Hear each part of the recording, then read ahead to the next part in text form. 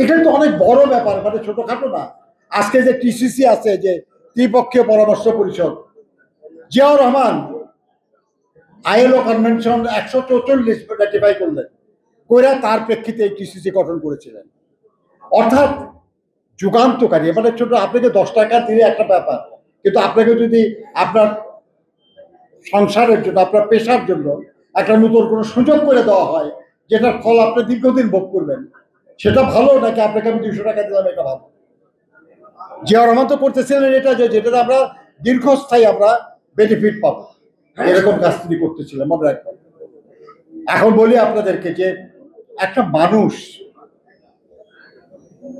তিনি একজন সৈনিক ছিলেন, তিনি সেনাপ্রধান হয়েছেন, তাকে একটা অনিবার্য পরিস্থিতিতে ক্ষমতার আবর্তে তাকে নিক্ষেপ করা হয়েছে।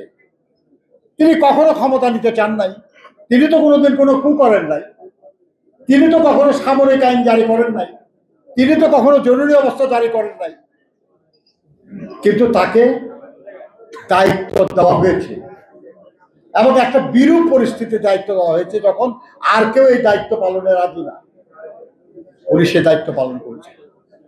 উনি দেখেছেন যে গণতন্ত্র তো গুরুত্বপূর্ণ, গণতন্ত্র দিতে হবে।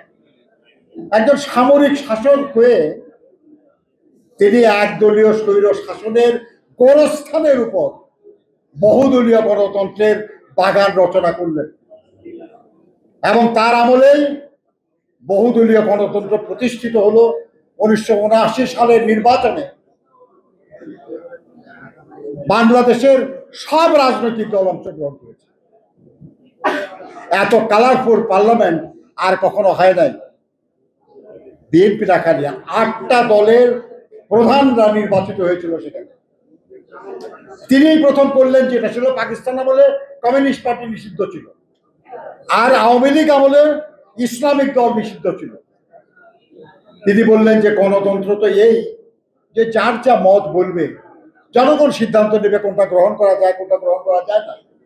এবং শহীদ জিয়ার আমলেই শুধু কমিউনিস্ট পার্টিও থাকলো, ইসলামিক সংগঠনও থাকলো। মোহাম্মদ তোহাউই নির্বাচিত হলো, প্রফেসর মুজাফর আহমদ নির্বাচিত হলো, আবার সমুর খানও নির্বাচিত হলো, আবার মৌলানা সোবহানও নির্বাচিত হলো। এই যে বহুদলীয় গণতন্ত্র, সবাইকে নিয়ে রাজনীতি করা, সবাইকে নিয়ে নির্বাচন করা, এটা তো ভুলে গেছি আমরা। এখন 2014 সাল, 2018 সাল, 2024 সালে আমরা তো সবাইকে দেখি নাই নির্বাচনে। এমনকি নির্বাচনে গেলেও বাদ দিয়ে দেওয়া হয়েছে, জোর করে ক্ষমতা দখল করা হয়েছে। কিন্তু বিএনপির ইতিহাস এটা না। বিএনপির ইতিহাস হলো, শহীদ জিয়ার দৃষ্টান্ত হলো সবাইকে নিয়ে রাজনীতি করা, সবাইকে নির্বাচন করা। বন্ধুরা আমার, আর তিনি বলেছিলেন যে আমি জনগণের গণতন্ত্র চাই, যে গণতন্ত্রে সব মানুষ অংশগ্রহণ করতে পারে।